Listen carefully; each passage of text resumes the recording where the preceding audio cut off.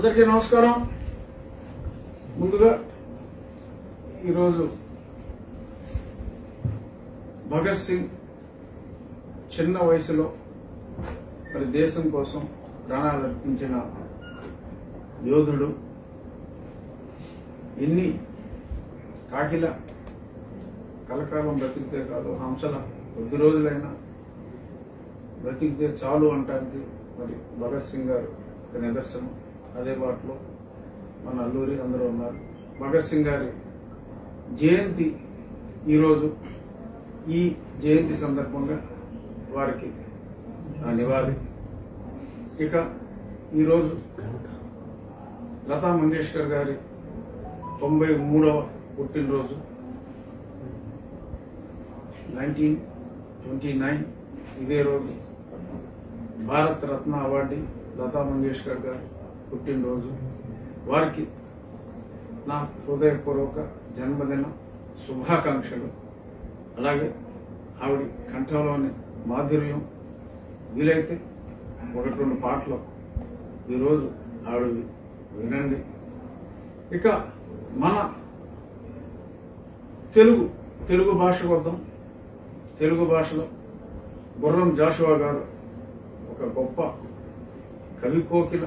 గుర్రం జాషువా అభ్యుదయ కవి.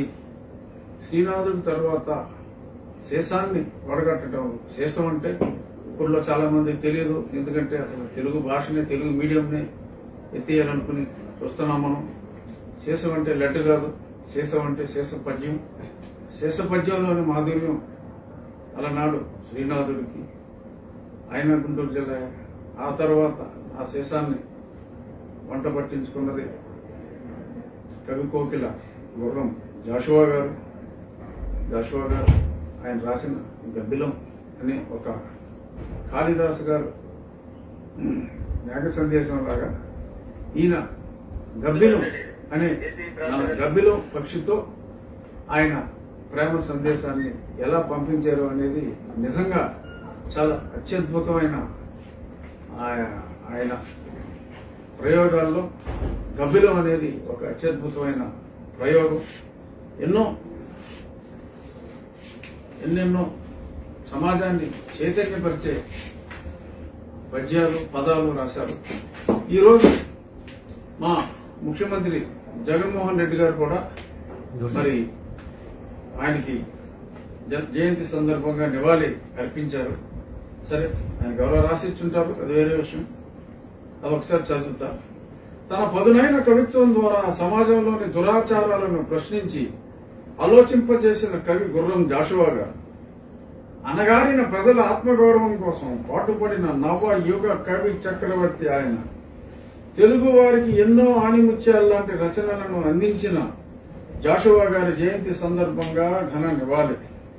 ఇది అర్పించింది YS Jaganmohan Reddy at YS Jagan, మన ముఖ్యమంత్రి గారు. ఈ సందర్భంగా మరి ఆయన కవితల గురించి చాలా చక్కగా చెప్పారు. ఆయన రచించిన ఒక కవిత నేను చదివి వినిపిస్తాను. ఈ కవిత కూడా మరి జీవిడి కృష్ణమోహన్ గారు ముఖ్యమంత్రి గారికి వినిపించి ఆచరణలో కూడా ఉంటే చాలా బాగుంటుంది. జాషువా గారి జయంతి సందర్భంగా ఆయనకి నివాళిగా ఆయన రాసిన ఈ పద్యాన్ని అందరికీ ఒకసారి వినిపిస్తా. నివసించుటకు చిన్న నిలయమొక్కటి దక్క గడన సేయుట కాసపడను నేను. నివసించుటకు చిన్న నిలయమొక్కటి దక్క గడన సేయుట కాసపడను నేను. ఆలుబిడ్డలకు నాయి ఆస్తిపాస్తులు గూర్ప పెడత్రోవలో పాదమిడను నేను.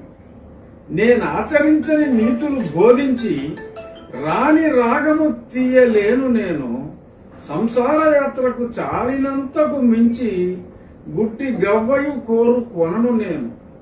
కులమతాలు గీచుకున్న గీతల చొచ్చి పంజరాన పట్టు వడను నేను. నిఖిల లోక మెట్లు నిర్ణయించిన నాకు తరువు లేదు విశ్వనరుడ నేను. విశ్వనరుడ అది అప్పుడు గతంలో సినిమాలో పవన్ కళ్యాణ్ గారు కూడా దీని గురించి ప్రస్తావించారు. విశ్వనరుడు ఇటువంటి అత్యద్భుతమైన సాహిత్యం ఎన్నో సత్యహరిశ్చంద్రలో కాటికాపరి పద్యాలు, అరే పట్టుకెళ్ళేది ఏమీ లేదురా, చివరికి చిడుకుని బూడిద తప్ప, ఎందరో వచ్చారు, మళ్ళీ ఇక్కడికి వచ్చిన వాడు ఎవరో తిరిగి లేగలేదు అని ఒక జీవిత సత్యాన్ని మరి ఆయన ఆ ఎన్నో పద్యాల ద్వారా తెలపడం జరిగింది. సో ఈ పద్యం మరి డెఫినెట్ గా అందరూ మరి ఫాలో అయితే, ముఖ్యంగా గుర్రం జాషువా గారికి నివాళి అర్పించిన మా ముఖ్యమంత్రి గారు కానీ, రాజకీయ నాయకులు కానీ ఎందరో మరెందరో దీన్ని ఫాలో అయితే చాలా బాగుంటుంది. సాహితీ ప్రియులే కాదు, అందరూ కూడా అర్థం చేసుకోవాల్సిన తత్వం జాషువా తత్వం. సో ఇక సబ్జెక్ట్, మన సబ్జెక్ట్స్కి వెళ్దాం. రైతు భరోసా కేంద్రాలు, రైతు భరోసా కేంద్రాలు, రైతుల కోసమే మేము అని పదే పదే మా ప్రభుత్వం చెప్తాంది. మంచిది, ఆలోచనల వరకు అత్యద్భుతం. మరి 3 రోజుల క్రితం మనం మాట్లాడుకున్నాం ఈ ప్రాజెక్ట్స్ గురించి. దాని మీద డీటెయిల్ గా కూడా ఒక ప్రముఖ వార్తాపత్రికలో, ప్రముఖ దినపత్రికలో, వార్తా దినపత్రికలో వచ్చింది. నిరుడు ఖర్చు చేసింది 3,355 కోట్లు, కేటాయింపులు 5,600 కోట్లు, మొత్తం ఖర్చు పెట్టవలసింది అన్ని ప్రాజెక్ట్స్ కి కలిపి 1,05,000 కోట్లు. సో ఇప్పుడు ఖర్చు పెట్టిన దాని బేసిస్ లో చూసుకుంటే మరి సుమారు ఒక 30 సంవత్సరాలు పడుతుంది ఆ కాస్ట్ అలాగే ఉంటే. మరి బహుశా మరి రాబోయే 30 సంవత్సరాలు మరి మా ముఖ్యమంత్రి గారే ఉంటాను అంటే మరి ఈ ప్రాజెక్ట్స్ కి కంప్లీట్ చేయడానికి 30 సంవత్సరాలు పడుతుందని అన్నారా? మరి ఎందుకు అన్నారో తెలియదు, కానీ ఇరిగేషన్కి ఇవ్వాల్సిన ప్రయారిటీ ఇవ్వట్లేదన్నది సత్యం. మరి రాయలసీమకి ఇరిగేషన్ చాలా అవసరం. ఒక రాయలసీమ వరకు తీసుకుంటే ఫాస్ట్ గా మనం కనీసం ఒక 10,000 కోట్లైనా పెట్టగలిగితే రాయలసీమ సస్యశ్యామలమయ్యే అవకాశాలు చాలా ఎక్కువగా ఉన్నాయి. అఫ్కోర్స్ ప్రతిదీ ఇంపార్టెంటే, బట్ రాయలసీమలో ఇంకా ఎక్కువ అవసరం ఉంది. మరి దాని మీద ఫోకస్ చేయాలి. రాయలసీమకి ఇంకా ఈజీగా మనం చేయగలిగింది డ్రిప్ ఇరిగేషన్. గత ప్రభుత్వాలు రాజశేఖర రెడ్డి గారి హయాంలో గాని, రోషయ్య గారి హయాంలో గాని, కిరణ్ గారి హయాంలో గాని, అలాగే చంద్రబాబు నాయుడు గారి హయాంలో కూడా చాలా అత్యద్భుతంగా మరి డ్రిప్ ఇరిగేషన్ మీద ఫోకస్ చేయడం జరిగింది. AP micro irrigation project, AP మెప్ ద్వారా మరి కేంద్ర ప్రభుత్వం సబ్సిడీలు ఉన్నాయి, రాష్ట్ర ప్రభుత్వం కూడా కొంత సబ్సిడీ ఇవ్వాలి. ఎంతో నీటిని వృధా అయిపోతున్న ఎంతో నీటిని మనం ఆదా చేసి ప్రతి బొట్టుని ఒడిసి పట్టి వేస్టేజ్ లేకుండా చేసే ఒక మంచి కార్యక్రమం. మరి గత 2 సంవత్సరాలుగా మరి ఏమి ఎక్కడేసిన గొంగలు అక్కడే ఉంది. మా ప్రభుత్వం వచ్చిన తర్వాత ఇనీషియల్ గా ఒక 600 కోట్లు ప్రాజెక్ట్ శాంక్షన్ చేసినప్పటికీ చిల్లిగవ్వ విధించిన పాపాన పోలేదు. మరి నేను కొద్ది మందితో మాట్లాడటం జరిగింది, ముఖ్యంగా రాయలసీమ ప్రాంతాల నుంచి. అక్కడ ఒక 430 కోట్లు కేంద్ర ప్రభుత్వం రిలీజ్ చేసింది, కానీ నబార్డు ద్వారా వచ్చిన ఒక 600, సుమారు 600 చిల్లర కోట్లు అదంతా కూడా యథాప్రకారంగా మరి డైవర్ట్ చేయడం జరిగింది వేరియస్ అదర్ స్కీమ్స్ కి. ప్రజలకి అన్నం పెట్టే స్కీము ఈ డ్రిప్ ఇరిగేషన్. తద్వారా రకరకాల కూరగాయలు కానీ ఎన్నో రకాల పంటలు నీటి వృధా లేకుండా పండించుకునే అవకాశం ఉంటే మరి దాన్ని ఈ రకంగా దుర్వినియోగం చేయటం చాలా దురదృష్టం. ఈ బిల్స్ ఆపినందువల్ల నెక్స్ట్ ఈ కమింగ్ ఇయర్స్ లో కనీసం టెండర్ వేయడానికి కూడా ఎవరో రాలేదు. నా చెల్లి పెళ్లి జరగాలి మళ్లీ మళ్లీ అన్న నానుడికి అనుగుణంగా మళ్లీ మా వాళ్ళు ఒక పక్క పాత పాటలకు డబ్బులు ఎవరు, ఫార్మాలిటీకి టెండర్ వేస్తారు, ఎవడో రాడు, మళ్లీ టెండర్ వేస్తారు, మళ్లీ ఎవడో రాడు. పిలువకురా అని చెప్పి వాళ్ళు అంటున్నారు. సేమ్ రోడ్డు టెండర్లు అలాగే ఉన్నాయి, ఈ టెండర్లు అలాగే ఉన్నాయి. గతంలో మనం ఇచ్చిన టెండర్లకు డబ్బులు ఇస్తేనే కదా మళ్ళీ ఇంకొకటి వచ్చేది. ఆ క్రెడిబిలిటీ లేనప్పుడు మనం ఎన్ని చేసి ఏమి ప్రయోజనం? మరి ఇప్పుడు ఎవరో రావట్లేదు. మరి కేంద్ర ప్రభుత్వం నుంచి మనం ఎంతో డబ్బు తెచ్చుకునే అవకాశం ఉంది. మనం ఇవ్వాల్సిన మార్జిన్ మనీని ఎగ్గొట్టడం కోసం మరి నిత్యం రైతు నామస్మరణ చేస్తూ మరి ఈ రకంగా రైతుని ఇంత చిన్న చూపు చూడటం సమంజసమా? మరి వాళ్ళు ఎంతో మంది అడుగుతున్నారు. అడిగినప్పటికీ కూడా ఈ ప్రభుత్వానికి మా రైతు భరోసా కేంద్రాలు సరే చూస్తున్నాం. రైతు భరోసా కేంద్రాల్లో నిన్న ఉన్న పేపర్లన్నీ కూడా దంచుకుంటున్నాయి. ఫెర్టిలైజర్స్ కి మళ్ళీ ట్రాన్స్పోర్టేషన్ ఛార్జెస్ అని ఇంక్లూడింగ్ ట్రాన్స్పోర్ట్ ఎంఆర్పీ ఫిక్స్ అయినప్పటికీ కూడా 20 రూపాయల నుంచి 50 రూపాయల వరకు మరి బస్తాకి మరి ఎక్స్ట్రాగా ఛార్జ్ చేసి దానికి బిల్లులు కూడా ఇవ్వట్లేదని చెప్పి అన్నారు. మరి ఇది పెద్దలు మరి ధర్మ ప్రభుత్వం దృష్టికి మరి వచ్చిందో లేదో తెలియదు. మరి అది కూడా మరి ముఖ్యమంత్రి గారు పరిశీలించాలి. అలాగే ఈ డ్రిప్ ఇరిగేషన్ మనం ఎన్ని నీతులు చెప్పినా ఎన్ని కోతలు కోసినా మరి అల్టిమేట్ గా రిజల్ట్ ఏంటి అనేది ముఖ్యం. మనం చెప్పిన మాటలు, మనం పేపర్లో రాయించిన రాతలు, పేపర్లో వేయించిన అడ్వర్టైజ్మెంట్ల ద్వారా ప్రజలు మభ్యపడతారు అనుకుంటే అది కరెక్ట్ కాదు. ఏదైనా కొద్ది రోజుల పాటే నడుస్తుంది తప్ప ఎల్లవేళలా అది కుదరదు. సో కాబట్టి దయచేసి my request, my appeal is immediately call for a meeting of APMIP. Don't leave it to your advisors. ఏపీఎంఐపీని పిలవండి. ఎంత పొటెన్షియల్ ఉంది, సుమారు కనీసం ఒక 30 లక్షల ఎకరాలకు కూడా మనకు పొటెన్షియల్ ఉంది. సంవత్సరానికి ఒక 2-3 లక్షల ఎకరాలన్నా మనం చేయవలసిన అవసరం ఉంది. ముఖ్యంగా రాయలసీమ జిల్లాలు ఇక్కడికి వస్తే మా తూర్పు పశ్చిమ గోదావరి జిల్లాల్లో కూడా అప్లాండ్ ఏరియాస్ ఉన్నాయి. మాకు ఇక్కడ ఏలూరు సైడ్ కామవరపు కోట ఇటువంటి ఈ ఏరియాలు చాలా ఉన్నాయి. అక్కడ మళ్ళీ ఈస్ట్ గోదావరిలో మాకంటే జంగారెడ్డిగూడెం ఆ ఏరియా అంతా ఒక 3-4 నియోజకవర్గాలు కవర్ అవుతాయి. అలాగే ఈస్ట్ గోదావరిలో కూడా మరి జగ్గంపేట అక్కడ పరిసర ప్రాంతాల్లో కూడా అప్లాండ్ ఏరియా చాలా ఉంది. అక్కడ చాగల్నాడు లాంటి కొన్ని ప్రాజెక్ట్స్ వచ్చినప్పటికీ కూడా ఈ డ్రిప్ ఉంటే ఎక్కువ more per drop more crop అని ఒక సిద్ధాంతం ప్రకారం గతంలో వెళ్లారు. సో కాబట్టి చెయ్యాలి అనే చిత్తశుద్ధి మనకుంటే మనం ఎన్నో చేయొచ్చు. అది నిజమైన సేవ. కొన్ని లక్షల ఎకరాలని మనం నీరు అందిస్తే వాళ్ళు ఎన్నో ఫలాల్ని ప్రజలందరికీ అందిస్తారు. మన ఫోకస్ ఆ రకంగా ఉండాలి. తక్కువ గవర్నమెంట్ కంట్రిబ్యూషన్తో ఎక్కువ మంది ప్రజలకి ఎలా చేయొచ్చు అనేది చూడాలి తప్ప మరి గతంలో మనం మాట్లాడుకున్నట్టు చేపలు అమ్మటం, మాంసాల కోట్లు స్థాపిస్తున్నాం అని చెప్పి చెప్పుకోవటం, ఆ సినిమా టికెట్లు అమ్ముతామని చెప్పి మరి ఇటువంటి విషయాల మీద మరి కొంత ఫోకస్ అది అనవసరం అని నేను అంటున్నా. మనకు అనవసరం అంటున్నా. మటన్ కొట్టేవాడు మటన్ కొట్టుకుంటాడు. అదేమన్నా జాతీయ సమస్య, రాష్ట్ర సమస్య.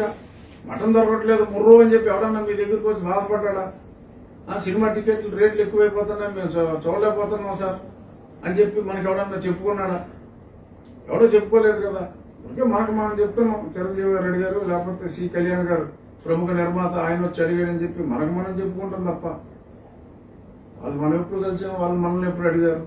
So give priority for priority items, give least priority for non priority items.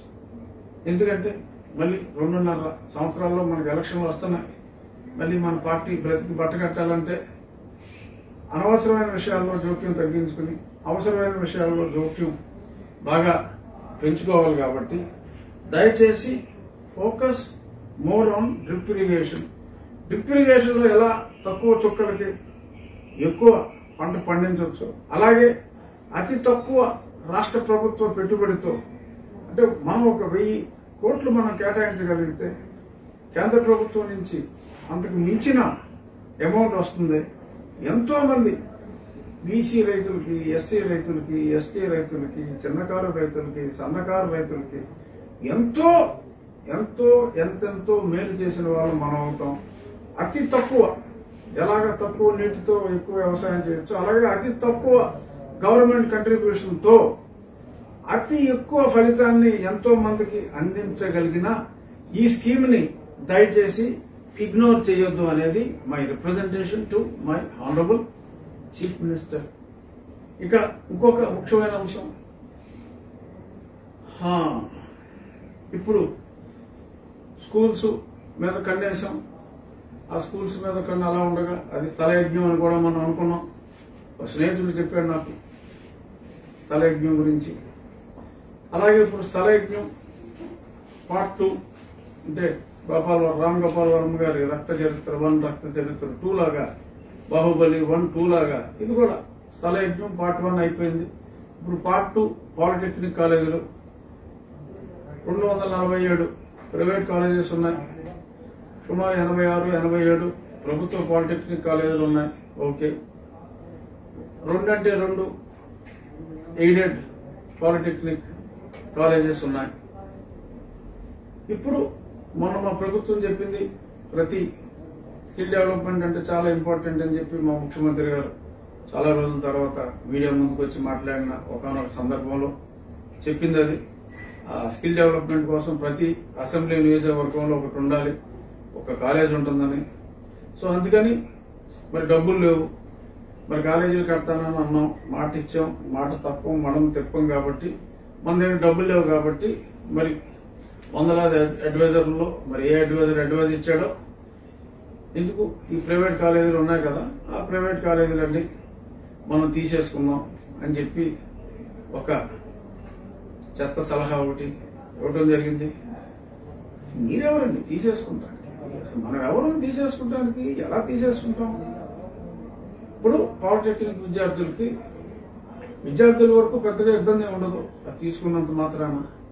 ఎందుకంటే ఆ ఫీజు 20,000 ఎంతో, అది టెక్నికల్ ఎడ్యుకేషన్ కాబట్టి రాష్ట్ర ప్రభుత్వం భరిస్తుంది.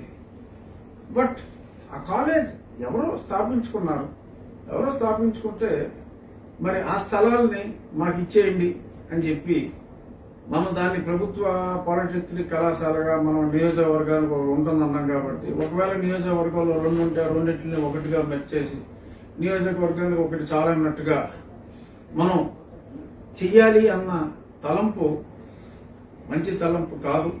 డెఫినెట్ గా మళ్ళీ కోర్టుకి వెళ్తే అరెవడో కాలేజ్ పెట్టుకుంటే నువ్వెవడవా టేక్ ఓవర్ చేసేయడానికి? నువ్వేమంటే ఇస్తారా? ఇల్లేమంటే నువ్వు ఇస్తావా? నా ఇల్లేమంటే నేను ఇస్తానా? మన సొమ్ములు మన దగ్గరే ఉండాలా? వాళ్ళు ఇచ్చేయాలా? ఆ కాలేజీ స్థాపించుకున్నారు, వాళ్ళ తండ్రికి స్థలం ఇవ్వచ్చు, వాళ్ళ స్థలం ఇచ్చి ఉండొచ్చు, ఏదో ఉద్దేశంలో కాలేజీ స్థాపించారు. నీకేమంటే నీకెందుకు ఇస్తారు? అది ఏ హక్కు ఉంది మనం అడగటానికి? మన ఫీజు రియంబర్స్మెంట్ మానేసేది, నడుపుతారు. ఫీజులు కట్టే వాళ్ళు ఉంటే కట్టుకుంటారు. మీరు కాలేజీలు పెట్టుకోండి, మీ కాలేజీలోనే అందరూ చేరి ఈ కాలేజీలో ఎవరో చేరకపోతే ఆ కాలేజీలోనే చేరారు, అక్కడే నాణ్యత బాగుంది అనుకుంటే వాళ్ళ ఫీజు రియంబర్స్మెంట్ ఇవ్వండి. లేదు స్కీమ్ ఎత్తేసుకోండి. అంతేగాని ఎవరిదో ప్రాపర్టీ నాకు కావాలని చెప్పి చిన్నపిల్లడు వ్యవహారం లాగా ప్రతి ఒక్కరిది అమ్మ అది నాకు కావాలి, అమ్మ ఇది నాకు కావాలని చెప్పి చిన్నపిల్లడు మారం చేసినట్టు ఆ పాలిటెక్నిక్ కాలేజ్ కావాలి, ఆ స్కూల్ నాకు కావాలి, ఈ కాలేజ్ నాకు కావాలి. ఏంటిది? No, this is wrong. పక్కోడు ప్రాపర్టీకి ఆశపడటం అది మంచి పద్ధతి కాదు. వాళ్ళ మానాన వాళ్ళని బతకనివ్వండి. ఇప్పుడు వాళ్ళకి కాలేజీలు ఇవ్వకపోతే మరి కాలేజీలో స్థలాలు అమ్ముకోనివ్వరట. ఒకవేళ రేపొద్దున మా ప్రభుత్వ కళాశాలలు పెట్టి మరి అక్కడికి విద్యార్థులు ఎవరో వెళ్ళకపోతే అంతే, వెళ్ళరు. బట్ వాళ్ళ కాలేజీలని ఎవరికి ఆ స్థలాల్ని అమ్ముకోనివ్వరట. మరి ఆ స్థలాల్ని అమ్ముకోనివ్వరు, ఎవడో సొంత ప్రాపర్టీని నాకు ఇచ్చేయాలంటారు. మరి ఇటువంటి వాటికి మరి అడ్డుకట్ట వేయవలసిన అవసరం ఎంతైనా ఉంది. లేదంటే ఇవాళ ఎవరో పెట్టుకున్న కాలేజీ నాకు కావాలి అని అడిగారు, రేపు పొద్దున్న నీ ఇల్లు అడగడానికి గ్యారంటీ ఏంటి? రేపు నీ పొలం అడగడానికి గ్యారంటీ ఏంటి? అంతే కదా. ఇప్పుడు ఎవడో ఒకరికి అన్యాయం జరిగినప్పుడు ప్రశ్నించని నువ్వు రేపొద్దున నీ కొంప నాకు కావాలి అంటే అడిగే అర్హత నీకుందా? Let us fight it out. ఈ రోజు పక్కోడికి వచ్చింది సమస్య, రేపు ఆ సమస్య నీకు రావచ్చు. ఆడ కాలేజీ తీసేసుకుంటాను, ఆడ స్థలం తీసేసుకుంటానంటే నోరు మూసి కూర్చున్నావు. నీ కొంప తీసేస్తానంటే అప్పుడేమంటావు నువ్వు? అన్యాయం అంటావు కదా, అన్యాయం ఇప్పుడే అను, పోరాడు. ఇది నేను చెప్పేది న్యాయం కోసం. ఎవడో సొమ్ము ఎవడో తీసుకుంటాం అనేది ఇది కరెక్ట్ సిద్ధాంతం కాదు. మళ్ళీ కోర్టుకు వెళ్తే మళ్ళీ ముట్టుకాయలు పడటం ఖాయం. సో కాబట్టి దయచేసి మళ్ళీ మళ్ళీ ఇలాంటి పనులు చేయటం, మళ్ళీ మళ్ళీ కోర్టులకు వెళ్ళటం, మళ్ళీ మళ్ళీ దెబ్బలు తినటం, ఇటువంటివి మరి కాస్త తగ్గించుకోవాలని చెప్పి కోరుకుంటున్నా. ఈ సందర్భంగా నిన్న చీఫ్ జస్టిస్ ఆఫ్ ఇండియా మన తెలుగు తేజం పెద్దలు రమణ గారు ఒక అత్యద్భుతమైన ఆర్డర్లో ఏం చెప్పారంటే, చాలా చోట్ల పోలీసు ఉన్నతాధికారులు ప్రభుత్వానికి తొత్తులుగా మారి ఆస్తులు కూడా కూడబెట్టుకుంటున్నారు, ఇంకా చేస్తున్నారు. అటువంటి వాళ్ళు భవిష్యత్తులో చాలా ఇబ్బంది పడతారు అని చెప్పి ఒక గుర్జిత్ పాల్ అనే ఒక అధికారి ఛత్తీస్గఢ్ లో మరి బెయిల్ కోసం వస్తే ఆ బెయిల్ ని తిరస్కరిస్తూ చెప్పారు. ఇది ఛత్తీస్గఢ్ రాష్ట్రం ఆ ఉదంతో అయినప్పటికీ కూడా మరి ప్రభుత్వానికి వంతలు పాడుతూ, అంటే మన రాష్ట్రం గురించి నేను చెప్పట్లే, ఏ రాష్ట్రంలో అయినా ప్రభుత్వానికి వంతలు పాడుతూ పెట్టమన్న ప్రతి చెత్త కేసులు పెట్టుకుంటూ పోతూ కేవలం అధికార పార్టీని కాస్తో కోస్తో అధికార పార్టీలో ఉండి వ్యతిరేకించిన వారి మీద, లేదు ప్రతిపక్ష పార్టీలో ఉన్న వారి మీద మరి కేసులు కట్టుకుంటూ మరి కట్టిన వారిని అలా అలా చేస్తూ మరి వేరే యాంటీ సోషల్ యాక్టివిటీస్ కూడా చేస్తూ మరి కొన్ని నిధులు విదేశాల నుంచి కలెక్ట్ చేస్తూ మరి కొన్ని రాష్ట్రాల్లో కొందరు అధికారులు ఉన్నారు. నేను కూడా కొందరు అధికారుల గురించి ప్రధాని గారికి, హోమ్ మినిస్టర్ గారికి, కొంతమందికి కూడా లేఖలు రాశాం. చూద్దాం, దేనికైనా టైం రావాలి. ఈ పాపాలు పండే రోజు ఎప్పుడు వస్తుందో. నిన్న ఆ తీర్పును చూసిన తర్వాత నాకు చాలా సంతోషం అనిపించింది. ఇక కరెంట్ ఇష్యూస్ మీద కాసేపు మాట్లాడుకుందాం. పోసాని కృష్ణమూర్తి గారు నిన్న కామెంట్ చేశారు సార్, మా ముఖ్యం అసలు జగన్మోహన్ రెడ్డి కులపించలేదు, ఉంటే నిరూపించాలని ఆయన కామెంట్ చేశారు. ఎట్లా చూడాలని మీరేమంటారు? అవును, వదిలేసాడు అని మనం చాలాసార్లు గతంలో ఎంతో మందిని వేసినప్పుడు మనం మాట్లాడుకున్నాం. అలా నిన్న మహేష్ బాబు చెప్పినట్టు ఈ మల్లేశ్వరుడు అన్నది చంద్రశేఖర్ రెడ్డి గారని ఒకనొక మన ఎంప్లాయీస్ నాయకుడిని, వారు రిటైర్ అయ్యారు. సర్వీస్ లో ఉన్నప్పుడు కూడా ఆయన యథాశక్తి మేరకు ప్రభుత్వానికి చాలా చక్కటి సూచనలు ఇచ్చేవారు. మరి సిపిఎస్ రద్దు చేయకపోయినప్పటికీ, ఎన్నో డిఏలు పెండింగ్ లో ఉన్నప్పటికీ, జాబ్ క్యాలెండర్ తేనప్పటికీ, అలా ఎన్నో ఎన్నో ఎన్నో మా పార్టీ అధ్యక్షుడు చెప్పినవి మరి మా ప్రభుత్వం చేయలేకపోయినప్పటికీ, ఉద్యోగుల నుంచి ఎటువంటి మాట మా ప్రభుత్వానికి రాకుండా మరి వెన్నంటి ప్రోత్సహించిన పెద్దలు చంద్రశేఖర్ రెడ్డి గారిని మరి నిన్న ఈ రకంగా నియమించడం జరిగింది. గవర్నమెంట్ కి adviser on employee government relations అట.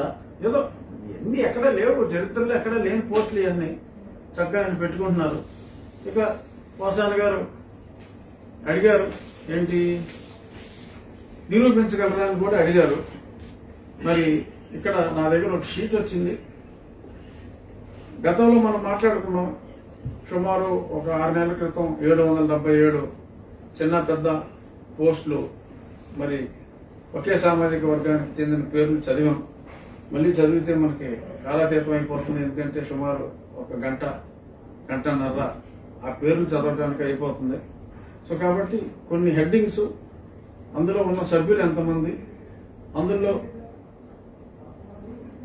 ఈయన పోసాని గారు, కాకాని నుంచి వచ్చిన పోసాని గారు అంటే కాకాని అంటే గుంటూరు జిల్లాలో, అక్కడి నుంచి ఆయన స్వగ్రామం. సో కాకాని నుంచి వచ్చిన పోసాని గారు అడిగిన ప్రశ్నకి అన్ని పేర్లు చెప్పడం కష్టం కాబట్టి, కాలాతీతం అవుతుంది కాబట్టి కొన్ని టైటిల్స్ ఉన్న సీట్లన్నీ, అందులో ఆయన ప్రూవ్ చేయమన్న సామాజిక వర్గానికి ఇచ్చినవన్నీ I will give a brief.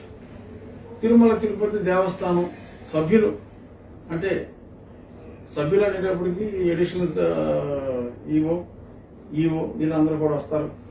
So టీటీడీలో సభ్యులు 36 అనుకుంటే స్పెషల్ ఇన్వైటీస్ తీసేసాం అనుకోండి. అందులో పోసాని గారు నిరూపించమన్న సామాజిక వర్గం 11, అనగా 31%, బీసీలు 8%. వైస్ ఛాన్సలర్స్ మొత్తం సభ్యులు 12, అందులో పోసాని గారు నిరూపించమన్న వర్గం 10, ఇతరులు బీసీలు 1, అంటే 83% నిరూపించవలసిన వర్గం. నేను కులం పేరు చెప్పట్లా, నేను అలాంటి మాట్లాడు. ఆయన నిరూపించమన్న వర్గం. సలహాదారులు 24లో 17 నిరూపించవలసిన వర్గం, 1 బీసీ 4%. విప్పులు అసెంబ్లీలో సభ్యులు 8 నిరూపించవలసిన వర్గం 4, బీసీ 1, అంటే 50%. ప్రభుత్వ న్యాయవాదులు అంటే జీపీలో మొత్తం 30, వీరు 16, అనగా కేవలం 53%. యూనివర్సిటీ ఈసీ మెంబర్స్ 116, వీరు 32, కేవలం 28%. యూనివర్సిటీ సెర్చ్ కమిటీ అంటే ఎవరిని అపాయింట్ చేయాలి ఏంటో వెతకవలసిన వాళ్ళు 12, అందులో పోసాని నిరూపించవలసిన వర్గం 9, కేవలం 75%. అంటే 100% లేదు కదా అని ఆయన లాజిక్ ఏమో. గత ప్రభుత్వ పాలనపై విచారణ కమిటీ, అంటే పూర్వ ప్రభుత్వం ఏం చేసిందో పట్టుకోవటం, నేరారోపణ కమిటీ అనుకోండి, 9 మంది మొత్తం, అందులో వీరు 6, కేవలం 67%. వైద్య ఆరోగ్య సంస్కరణల కమిటీ 5, అందులో 3 వీరు 60%. ఉన్నత స్థాయి సంప్రదింపుల కమిటీ మొత్తం సభ్యులు 6, అందులో అస్మదీయులు 4, కేవలం 67%. అగ్రికల్చర్ మిషన్, వ్యవసాయ మిషన్ 6, అందులో 3 వీరు. ప్రైవేట్ యూనివర్సిటీల ప్రతిపాదన కమిటీ మొత్తం సభ్యులు 5, వీరు 2, మొత్తం 40%. ఇందులో బీసీలు శాతం 0. అది సో ఇదండి, ఇది అట్ ఏ గ్లాన్స్. ఆ పేర్లు చదవకుండా మరి పోసాని గారు ఈ విషయం తెలుసుకుని మరి దీని గురించి, ఎందుకంటే మరి ఆయన కూడా మంచి కళాకారుడు, మా పార్టీ సభ్యులు కాబట్టి కొన్ని అసభ్యకరంగా ఆయన మాట్లాడినప్పటికీ కూడా మా పార్టీ సభ్యులు, అంటే సభ్యత్వం షర్మిల గారికి లేనంటే ఈయన కూడా ఉండదు. బట్ సభ్యుడిగా ఆయన చాలా మంది అవుతున్నారు, అలా ఎంతో మంది అవుతున్నారు. సో కాబట్టి మా పార్టీ సభ్యుడిగా భావిస్తూ ఈ నిజం చెప్పవలసిన బాధ్యత ఉంది గనక చెప్తున్నా. ఇంకేమున్నారు పోసాని గారు?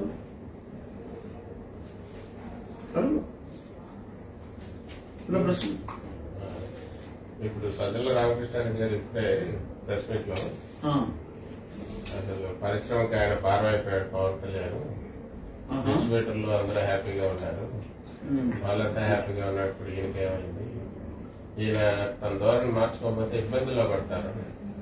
సరే, ఒక్కసారి పరిశ్రమ అన్నారు కదా, ముందు నిజమైన పరిశ్రమ గురించి ఒకసారి మాట్లాడుకుందాం. ఈ చిన్న చిత్ర పరిశ్రమకి వెళ్దాం. బట్ ఇది అన్నాక నాకు గుర్తొచ్చింది పరిశ్రమ అంటే, మరి ఓఎన్జీసీ చాలా విస్తృతమైన కార్యక్రమాలు మన కేజీ బేసిన్ లో చేస్తుంది. అలాగే రిలయన్స్, ఇంకా గుజరాత్ గ్యాస్, ఇలా ఒక 3-4 కంపెనీలు అక్కడ పనిచేస్తున్నాయి. Environmental clearance consent for operation కి అది రెగ్యులర్ గా రెన్యూ చేయాలి. ఆ కన్సెంట్ ఫర్ ఆపరేషన్ చెయ్యాలి అంటే ఒక్కొక్క ప్రాజెక్ట్ కి ఒక లంసమ్ ఫీ అని ఉంటుంది. సో గతంలో రిలయన్స్ వాళ్ళైనా ఓఎన్జీసీ వాళ్ళైనా ఆ ఆఫ్ షోర్ లో ఆ యాక్టివిటీ చేసినందుకు 50 లక్షలు ఎంతో ఇయర్లీ ఫీజు ఉండేది. ఇప్పుడంటే ఫిబ్రవరి 26వ తారీఖే ఒక నోటిఫికేషన్ ని ఇష్యూ చేశారు. ఆ నోటిఫికేషన్ ప్రకారం, ఎందుకంటే మనకు పరిశ్రమలని ప్రోత్సాహకాలు మనం ఇస్తున్నాం. పరిశ్రమలు అంటే మా ముఖ్యమంత్రి గారికి ప్రాణం. స్పెషల్ స్టేటస్ ఇస్తే ఇండస్ట్రీస్ వస్తాయి, అది వస్తుంది, ఇది వస్తుంది అని చెప్పి చాలాసార్లు ఆయన అంటాం, మనం వినటం జరిగింది. మరి వచ్చిన ఇండస్ట్రీస్ కి ఏం చేశారు అన్నది మనం గతంలో చూసాం కొన్ని ఇండస్ట్రీస్ విషయంలో. ఇది కాక ఇప్పుడు ఫిబ్రవరిలో ఇచ్చినప్పటికీ మరి ఇప్పటి వరకు మరి ఎందుకు మౌనం వహించారో తెలియదు. 50 లక్షల రూపాయల operation consent for operation one time ఫీని ప్రతి క్యూబిక్ మీటర్ ఆఫ్ గ్యాస్ కి ఇప్పుడు రిలయన్స్ వాళ్ళ పర్మిషన్ తీసుకున్నది 20 million cubic metres per day, అంటే రోజుకి 2 కోట్లు. 2 కోట్లు అంటే వాళ్ళు సంవత్సరానికి ఇప్పుడు 700 చిల్లర కోట్లు పే చేయాలి. 50 లక్షల బదులు 700 చిల్లర కోట్లు రిలయన్స్ పే చేయాలి. ఓఎన్జీసీ ఒక 1100 నుంచి 1200 కోట్లు పే చేయాలి. జిఎస్పిఎల్ ఇలా వీళ్ళందరూ కూడా అంతా కలిపి రమారమి 1.5 కోటి వచ్చే ఆదాయాన్ని మరి ఈయన ఒక 2700 కోట్ల వరకు పన్ను రూపంగా విధించడం జరిగింది. ఇది వాళ్ళ ఎక్స్పెండిచర్ లోకి రాదు కాబట్టి, ఇది రికవరీ ఛార్జెస్ లో రాదు కాబట్టి వాళ్ళ ఎక్స్చెక్కర్ నుంచే వాళ్ళు పే చేయాలి. ఏదైనా ఒక డ్యూటీ ఉంటే 1 రెట్లు పెంచడం చూసాం, 2 రెట్లు పెంచడం చూసాం, కానీ ఒకేసారి ఒక వినూత్నమైన ఐడియాతో మరి ఈ సలహాలు ఇచ్చే సలహాదారులు ఎక్కువైపోయి ఇంకేయో చేయడానికి మరి డబ్బులు తక్కువైపోయో లేకపోతే మరింత కోసం కొన్ని వేల రెట్లు ఒకేసారి పెంచిన ఘనత మా ప్రభుత్వానికే దక్కుతుంది. ఇక్కడ గమ్మత్తైన అంశం ఏంటంటే రేస్ చేసినప్పటికీ కూడా మరి వాళ్ళు కోర్టులో కేసు వేద్దాం అనుకున్నప్పటికీ వారెందుకు ఆగారు. వీళ్ళు కూడా ఆ పేమెంట్ ని ఇన్సిస్ట్ చేయట్లేదు. మరి దీని వెనుక మరి రిలయన్స్ లాంటి పెద్ద సంస్థ మీద ఇంత పెద్ద క్లెయిమ్ పెట్టి ప్రభుత్వ సంస్థల మీద కూడా these are all illegal claims. Environmental కి ఏంటి డ్యామేజ్, ఆ డ్యామేజ్ కంట్రోల్ చేయడానికి ఏదైనా డ్యామేజ్ ఉంటే ఆ డ్యామేజ్ కంట్రోల్ చేయడానికి ప్రభుత్వం సెస్ చేయడానికి కొంత పేపర్స్ ప్రాసెస్ చేయడానికి కొంత ఫీ ఉంటుంది. దట్ డజంట్ మీన్ పేరుకి పెత్తనం ఇస్తే మొత్తం తలంతా కొరికిందని చెప్పి ఏదైనా చిన్న ఫీ ఫిక్స్ చేయాలి అని చెప్పి నీకు ఇస్తే నాకు 1000 కోట్లు ఇవ్వాలి, నాకు 2000 కోట్లు ఇవ్వాలని చెప్పి బొవ్వాలాట వ్యవహారం ఇక్కడ కుదరదు. కోర్టుకి వెళ్తే వెంటనే కొట్టేస్తారు.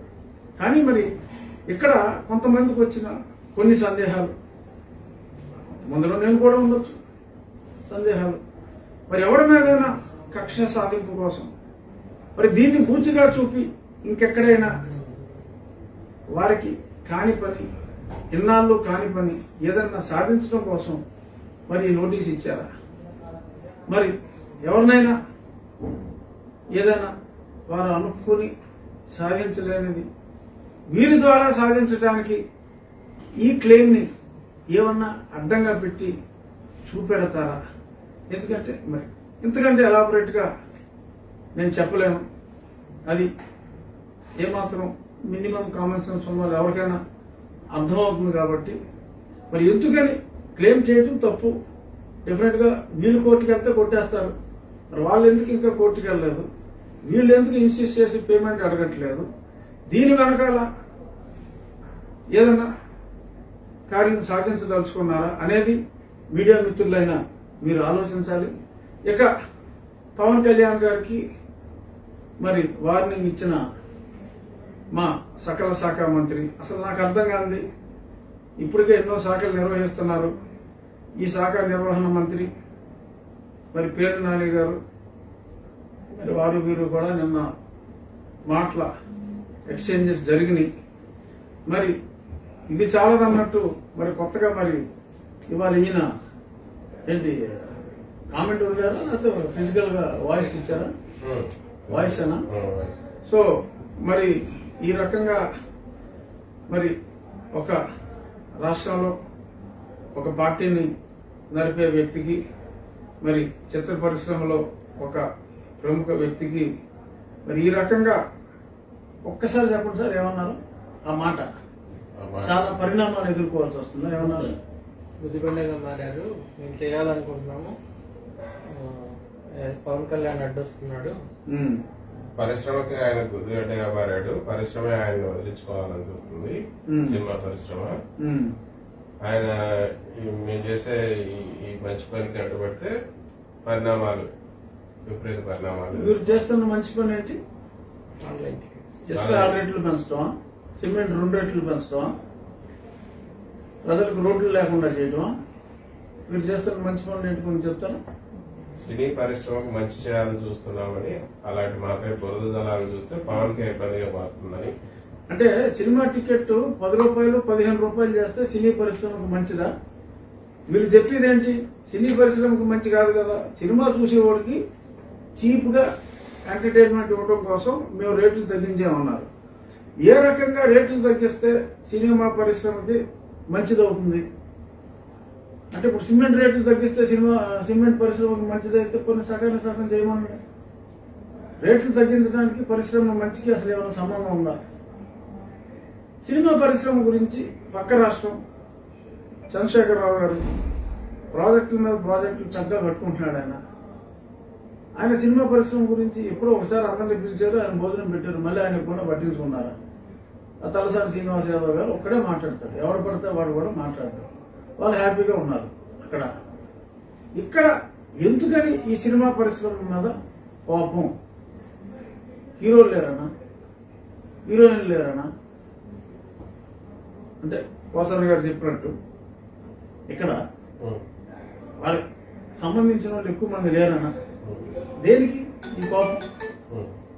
ఇది ఒక కుటుంబం మీద కోపమా? అసలు సినిమా పరిశ్రమ మీద కోపమా? సినిమా వాళ్ళు రాజకీయాల్లో వస్తున్నారన్న కోపమా? మరి ఎందుకు నాకైతే అర్థం కావట్లేదు. ప్రజలందరి దృష్టిలో సూపర్ హీరో జగన్మోహన్ రెడ్డి. మరి అటువంటి గొప్ప ఇమేజ్ ఉండి మరి 150 స్థానాలు సాధించిన మా ముఖ్యమంత్రి ఇంత వాళ్ళతో వీళ్ళతో సలహాదారులతో ఈ రకంగా వార్నింగ్లు ఇప్పిస్తే అది డెఫినెట్ గా అన్వాంటెడ్ రెవల్యూషన్ కి దారితీస్తుంది. కాబట్టి మళ్ళీ మళ్ళీ మళ్ళీ my appeal to my chief minister, ఎందుకంటే ఈ సలహాదారులు ఇలాంటి వాళ్ళందరికీ అప్పీల్ ఇవ్వాల్సిన అవసరం నాకు లేదు. బట్ ముఖ్యమంత్రి సర్వాంతర్యామి కాబట్టి ఆయన పదవిలో ఉన్నంత వరకు, సో ఆ సర్వాంతర్యామికి దయచేసి చాలా సెన్సిటివ్ ఇండస్ట్రీ అది కావాలని చెప్పి మనం నిన్న మంత్రి గారు కూడా అవసరంగా కొన్ని మాటలు మాట్లాడటం జరిగింది. ఆయన కుల ప్రస్తావన తీసుకురావాల్సిన అవసరం లేదు, ఆయన అనవసరంగా కుల ప్రస్తావన తీసుకొచ్చారు. That is not in good taste. ఇప్పుడు మరి ఈయన ఈ రకంగా వార్నింగ్ ఇవ్వటం, మరి రేపొద్దున ఆయనేమో ఇంకో ట్వీట్ చేసి మళ్ళీనా పేరుందని నిన్న మాట్లాడారు కదా, మళ్ళీ ఇంకోటి ట్వీట్ చేస్తే జనం చేత్కారాలు, ఓటర్ల తిరస్కారాలు, తమరి వైవాహిక సంస్కారాలు, వరాహ సమానులకు నమస్కారాలు. వరాహ సమానులు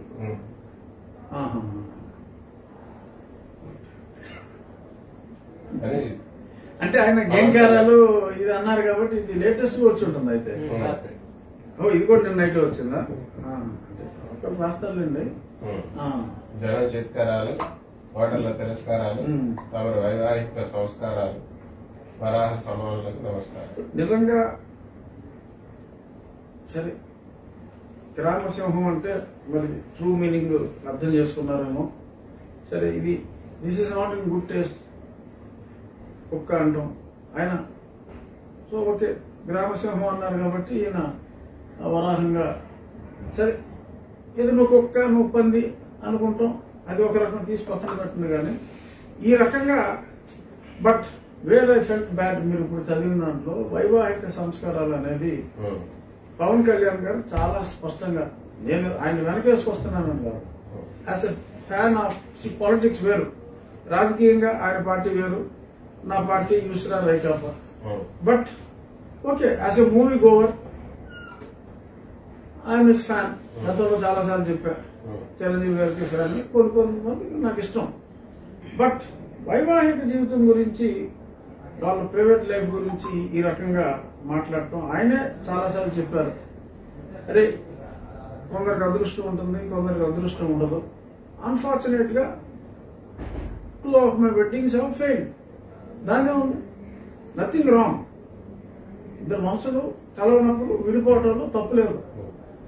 బట్ దాన్ని అదేదో ఒక పెద్ద నేరం లాగా, దాన్ని అదేదో పెద్ద ఘోరం లాగా వీళ్ళు మాట్లాడటం అనేది అది నీచాతి నీచమైన సంస్కృతి. అది గతంలో కూడా అన్ఫార్చునేట్ గా ప్రతిపక్ష నాయకుడిగా ఉన్నప్పుడు ఇప్పుడు ముఖ్యమంత్రి గారు కూడా మాట్లాడారు. మరి ఈ రకంగా మాట్లాడితే దానివలన మంచి కన్నా చెడు ఎక్కువ జరుగుతుంది. ఆయన పార్టీ సిద్ధాంతాల్లో లోపాలుంటే మనం చెప్దాం, మన సిద్ధాంతాలు గొప్పగా ఉంటే మనం మాట్లాడుకున్నాం. ఎందుకు వైవాహిక జీవితం గురించి ఒక వ్యక్తి గురించి 1 వేలు చూపెడితే మన వైపు 4 ఏళ్ళు చూపెడతాయని చెప్పి అందరూ తెలుసుకోవాలి. అది పేరు నాని గారే కావచ్చు, పోసాని కృష్ణమురళి గారే కావచ్చు. నేననేది ఎదుటి వాళ్ళలో వ్యక్తిగతంగా చెడ్డ మనకు అనవసరం. అతని పార్టీ సిద్ధాంతాల్లో ఏమైనా తప్పు ఉందా? ఎందుకు రేపు మళ్ళీ ఎవరో మాట్లాడతారు, మీ దాంట్లో ఒక పలానా వాళ్ళతో పడుకున్నారంటే ఇదంతా ప్రజలకు అవసరం. What for people have elected us. ప్రజలకు మంచి చేయడానికి మమ్మల్ని ఎలక్ట్ చేసుకుంటే ప్రజలకు మంచి చేయటం మానేసి అక్కర్లేని వ్యవహారాల్లో పలుదూర్చి ప్రముఖ నటుల్ని లేదంటే ఇండస్ట్రీని భయభ్రాంతులకి గురి చేసి వాళ్ళతోటి కొన్ని స్టేట్మెంట్లు ఇప్పించి, పెద్దగా సినిమాలు తీయని వాళ్ళతోటి స్టేట్మెంట్లు ఇప్పించి, నిజంగా ఇండస్ట్రీలో ఉన్న వాళ్ళని మాట్లాడకుండా చేసి, ఇప్పుడు దాకా ఆ టికెట్లది కోర్టులోకి వేసేస్తారు, వెంటనే పోతుంది.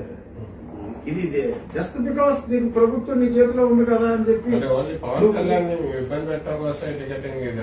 అసలు అనుమానం ఎందుకంటే వకీల్ సాబ్ సినిమా రిలీజ్ ముందు ఇది మొదలైంది.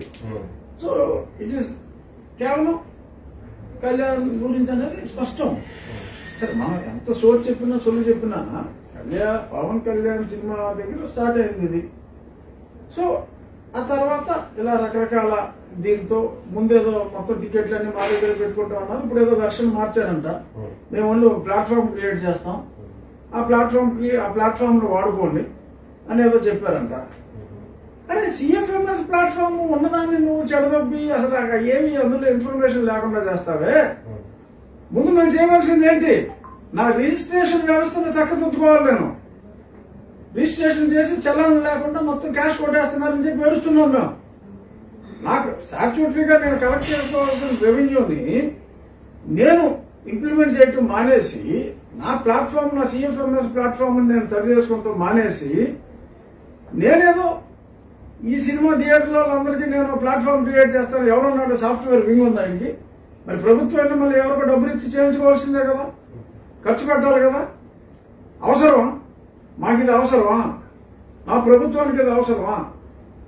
ప్రజలు ఆలోచించాలి. అక్కర్లేని కేసులు 200 కేసులు ఓడిపోయాం. సుప్రీంకోర్టు లాయర్లకి ఎంత ఇస్తున్నారు, వీళ్ళ తరపున వాదిస్తున్న లాయర్లకి ఎంత ఇస్తున్నారు చూస్తున్నాం. కోటి ఒక్కొక్క లాయర్కి కోటి ఫీజులు ఇస్తున్నారు. ఇటువంటి దుమారాన్ని ఎలాగ అరికట్టాలి అన్నది ఆలోచించడం మానేసి ఈ రకంగా దురదృష్టం. Yes, I can't do anything else other than condemning this.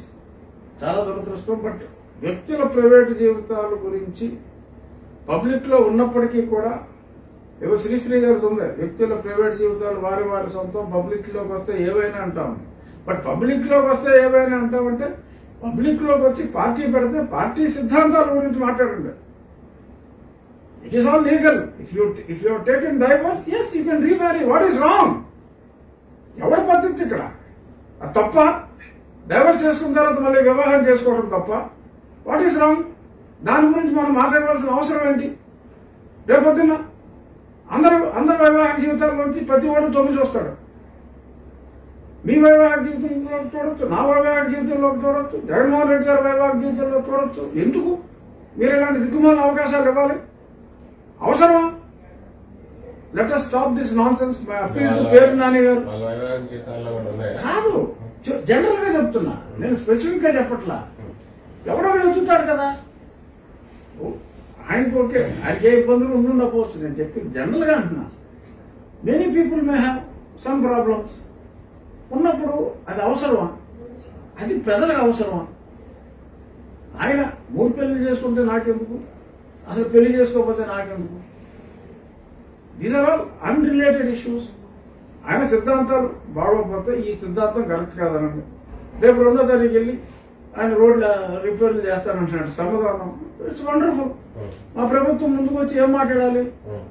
Okay, మీకు కంకరిస్తాం, మీకు ఇవ్వాల్సిన ఐటమ్స్ అన్ని ఇస్తాం, మీరు ఆ శ్రమదానం చేయండి అనాలి. మరి ఆ శ్రమదానాన్ని మళ్ళీ ఈ ఎన్ఆర్జీఎస్ ఫండ్స్ లో పెట్టి డబ్బులు కొట్టకుండా చూసుకోవాలి. శ్రమదానం అంటే ఆయన ప్రాక్టికల్ గా సమాజానికి మేలు జరగాలి, వచ్చే డబ్బులు ఆశ లేకుండా.